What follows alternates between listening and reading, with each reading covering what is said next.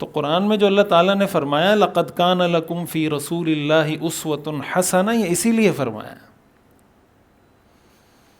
ہم سب کو اللہ نے اپنے رسول پر جمع ہونے کا حکم دیا ہے. ہمارے لیے معیار، سٹینڈرڈ، رول ماڈل وہ اللہ کے رسول ہیں، ہمارا کلچر نہیں ہے.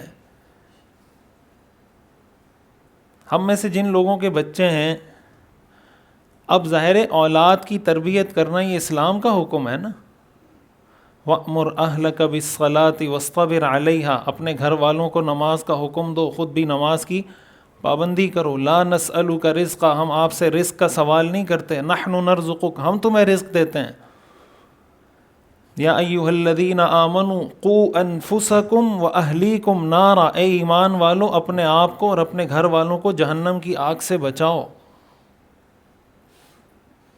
اب ہم اولاد کی مثال کے طور پر تربیت کر رہے ہیں، تو ہم میں سے کتنے لوگ ہیں، میں ایک معاشرے کی، سوسائٹی کی بات کر رہا ہوں اپنی، جنہوں نے باقاعدہ یہ سیکھا ہو کہ رسول اللہ صلی اللہ علیہ وسلم نے اپنی اولاد کی تربیت کیسے کی تھی. حضرت ابو بکر صدیق رضی اللہ تعالیٰ عنہ نے اپنی اولاد کی تربیت کیسے کی تھی. حضرت عمر رضی اللہ تعالیٰ عنہ نے تربیت اپنی اولاد کی کیسے کی تھی. حضرت عثمان رضی اللہ تعالیٰ عنہ نے کیسے کی تھی. حضرت علی رضی اللہ تعالیٰ عنہ نے کیسے کی تھی. باقی سب صحابہ نے اپنی اولاد کی تربیت کیسے کی تھی. کیا ہم سیکھتے ہیں یہ چیزیں؟ ہمارے ہاں اس کا کوئی کلچر ہے؟ ہم اپنی اولاد کی تربیت کیسے کرتے ہیں؟ جیسی تربیت میرے والد صاحب نے میری کی، میں اپنی اولاد کی تربیت ایسے کروں گا. جیسے وہ قاری حضرات ہیں نا، یہ جب مارتے ہیں بچوں کو تو ان کو منع کریں کہ نہیں ماریں. وہ کہتے ہیں جیسے پڑھا ہے ویسے ہی پڑھائیں گے، جیسے پڑھا ہے ویسے ہی پڑھائیں گے. جیسے ساس بہو کے ساتھ کرتی ہے نا، ساس کو آپ کہیں بھائی بہو پہ ظلم نہ کریں، تو ساس کیا کہتی ہے؟ مجھ پہ ظلم ہوا ہے تو میں کروں گی، جیسے پڑھا ہے ویسے ہی پڑھائیں گے. تو ہم یہی کہتے ہیں کہ ہماری جیسے تربیت والد نے کی ہے ہم اپنی اولاد کی ویسے ہی کریں گے. تو ہمارا رول ماڈل کون ہوا؟ والد ہو گیا، دادا ہو گیا، خاندان ہو گیا.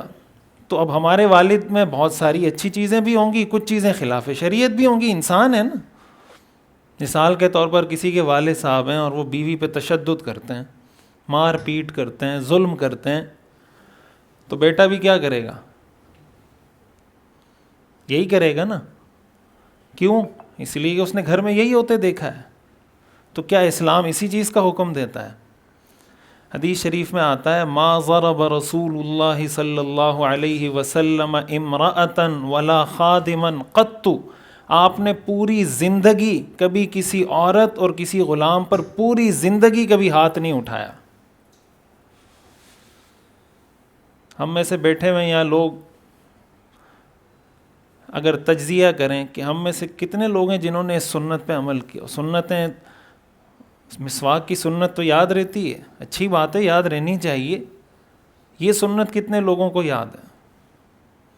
پوری زندگی اللہ کے رسول نے کبھی کسی عورت پہ ہاتھ نہیں اٹھایا. تو اگر ہمارے والد اٹھا رہے ہیں، دادا نے کیا ہے، ایک تو یہ نا کہ ہلکا پھلکا کوئی مسئلہ ہو، بعض گھرانوں میں تو بہت تشدد ہوتا ہے عورتوں پہ، تو اس کے سامنے تو دین یہ ہونا چاہیے نا. باہر وہ اس کی داڑھی بھی ہے، ٹوپی بھی ہے، پگڑی بھی ہے، نماز بھی پڑھ رہا ہے، حج بھی کر رہا ہے، لوگ کیا سمجھیں گے؟ یہ کیا ہے؟ دیندار ہے. کیا اللہ کی نظر میں یہ آدمی دیندار ہے؟ یہ جو حدیث میں آتا ہے ان اللہ لا ينظر الى صورکم واموالکم ولکن ينظر الى قلوبکم واعمالکم، اللہ تمہاری شکلوں کو نہیں دیکھتا، تمہارے اموال مال کو نہیں دیکھتا، اللہ تمہارے دل کو اور تمہارے اعمال کو دیکھتا ہے. اعمال کیا ہیں؟ خوش اخلاقی کی بات کی جاتی ہے نا کہ رسول اللہ صلی اللہ علیہ وسلم خوش اخلاق تھے، اچھے اخلاق والے تھے. انک لعلی خلق عظیم. تو اچھے اخلاق کا سب سے زیادہ حقدار وہ آپ کا گھرانہ ہے. رسول اللہ صلی اللہ علیہ وسلم نے ارشاد فرمایا خیرکم خیرکم لأہلہ، تم میں سب سے بہترین وہ ہے جو اپنے گھر والوں کے ساتھ اچھا ہو. وَأَنَا خَيْرُكُمْ لِأَهْلِي، اور میں اپنے گھر والوں کے ساتھ تم سب سے اچھا ہوں.